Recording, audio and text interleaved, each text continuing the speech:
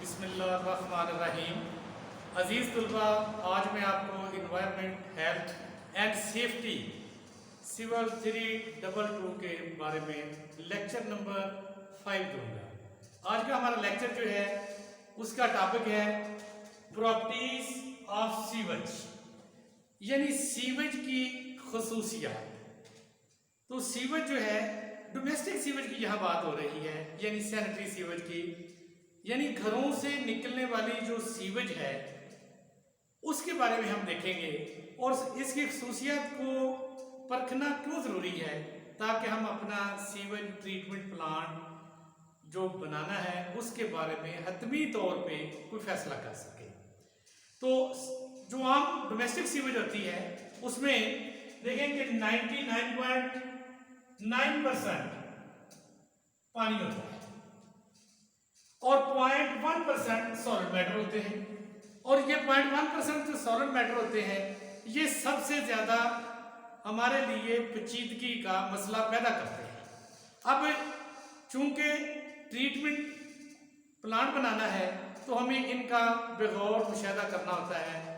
Sewage के अंदर कुछ पार्टिकल हलशुदा होते हैं, कुछ गैर हलशुदा होते हैं, यानी ऑर्गेनिक भी होते हैं, इनऑर्गेनिक मैटर्स भी होते हैं। तो लिहाजा सीवेज को की खसूसियात को जांचने के लिए सीवेज को 3 क्लासों में तकसीम किया गया है। तो सबसे पहले हम देखते हैं फिजिकल प्रॉपर्टीज, यानी सीवेज की तभी खसूसियात। नंबर 2 में है केमिकल प्रॉपर्टीज, यानी सीवेज के अंदर कौन सी कीमियाई खसूसियत आ रही है, और नंबर 3 में है बायोलॉजिकल प्रॉपर्टीज, यानी कि उसके अंदर किस तरह के बायोलॉजिकल यानी जानदार जो है किस तरह के आ रहे हैं, बैक्टीरिया वायरस वगैरह। तो लिहाजा हम इनको स्टेप बाय स्टेप जो है तीनों का मुशाहिदा करेंगे ताकि हम किसी हतमी फैसले पर पहुंच सके कि हमने कौन सा treatment plan step wise design करना है। तो सबसे पहले आज हम देखते हैं कि फिजिकल प्रॉपर्टीज ऑफ सीवेज, यानी सीवेज की तभी खसूसियात। तो डोमेस्टिक सीवेज और द सैनिटरी सीवेज जो है, जब ये सीवेज पैदा होती है यानी घरों के अंदर डोमेस्टिक सीवेज ये पैदा हो रही होती है तो उस वक्त इसका रंग जो है वो ब्राउन या सब्जी माइल ग्रेश किस्म का होता है, और 2 घंटे के बाद ये सीवेज जो है आहिस्ता आहिस्ता गलना सड़ना शुरू हो जाती है, और 6 घंटे के बाद तकरीबन ये काफ़ी हद तक बदबूदार हो जाती है, जिसकी वजह से इसके अंदर तरह तरह की स्मेल जो है यानी कि गैसेस वगैरह पैदा होती हैं जो कि इंसानी ज़िंदगी के लिए इंतहाई नुकसान का बायस बनती है। तो जब इसका आमतौर पे जो दर्जा हरारत है वो तकरीबन 20 से 25 डिग्री सेंटीग्रेड के इन बिटवीन रहता है। तो सीवेज में जो मौजूद ठोस जो अज्जा है उनको देखना है, ये 0.1% है कि इसको हमने किस तरह भाई दूर करना है। तो लिहाजा सीवेज को के अंदर जो तभी खसूसियात हैं सीवेज की, तो उसको हमने आगे जाकर 3 क्लासों में तकसीम कर दिया है। ऑर्गेनिक मैटर है और उसकी कितनी बनाई है 3 क्लासें बनाने का मकसद ये है कि हम ये मुशाहिदा कर सकें कि हमारी सीवेज के अंदर कौन कौन से पार्टिकल आ रहे हैं। तो फर्स्ट ऑफ ऑल हम देखते हैं कि कार्बोहाइड्रेट्स में सीवेज के अंदर कपड़ा, धागा, निशाइस्ता, चीनी, सेलुलोज के पार्टिकल आ रहे होते हैं जो कि सीवेज के अंदर तरह तरह के मसाइल जो हैं वो पैदा करते हैं। नंबर 2 में है ऑयल एंड फैट्स। अब ऑयल एंड फैट्स जो है ये वर्कशॉपों से, चूंकि हमारा जो सीवरेज सिस्टम होता है डिज़ाइन वो आमतौर पे कंबाइंड सीवरेज सिस्टम होता है।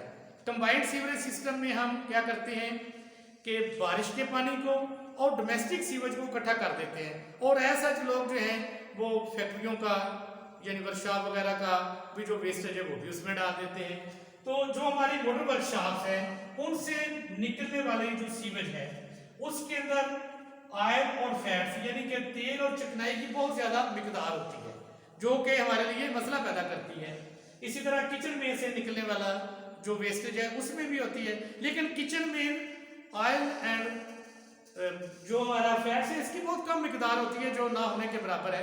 ये कोई इतने ज़्यादा प्रॉब्लम्स हमारे लिए क्रिएट नहीं करती। तो अब इसके बाद नंबर 3 में आ जाता है नाइट्रोजन कंपाउंड्स। अब नाइट्रोजन कंपाउंड्स जो हैं, इसमें जो मुर्दा जानवरों के कुछ हिस्से लोग डाल देते हैं मैन होलों में। इनमें प्रोटीन होती है, जानवरों के बाल होते हैं, इंसानी बाल भी इसमें शामिल है, पेशाब है, फुजला है जानवरों का, इंसानों का। तो जब ये सारी गंदगी जो है वो इकट्ठी हो जाती है तो बहुत से मसाइल जो हैं वो पैदा करते हैं। तो तकरीबन अब हम देखते हैं कि जो ये सीवरेज जो सारी बनी है, इसमें तकरीबन 30% सॉलिड यानी कि अज्जा होते हैं, और उनमें 30% में से 20% अज्जा जो है वो नामियाती होते हैं, और तकरीबन 10% जो है वो इनऑर्गेनिक मैटर्स होते हैं। अब इस सीवरेज को में हलशुदा और गैर हलशुदा अज्जा का जो तकरीबन तनासब बनता है वो तकरीबन 70% बन जाता है।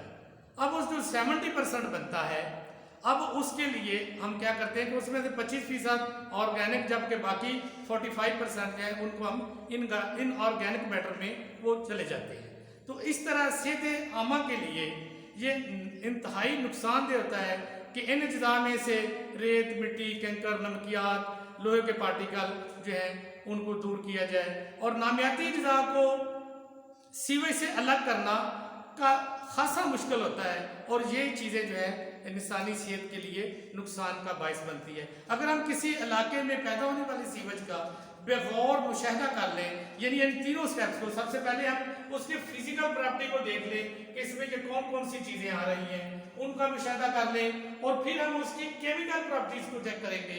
तो उस केमिकल प्रॉपर्टीज का मुशाहिदा हो गया, फिर नंबर 3 में हम बायोलॉजिकल का मुशाहिदा कर लेंगे। तो यूं इस तरह हमें उस इलाके में पैदा होने वाली जो सीवेज होगी उसकी तमाम खसूसियात सामने आ जाएंगी, और उसके बाद हम ये फैसला करेंगे कि कौन सा sewage treatment plant step by step हम डिज़ाइन करें, ताकि जब ये सीवेज इकट्ठी हो तो उसको आसान तरीके से ट्रीटमेंट किया जा सके और लोगों की ज़िंदगी को बेहतर से बेहतर माहौल प्रोवाइड किया जाए। आज का लेक्चर ख़त्म हुआ। अल्लाह हाफिज़।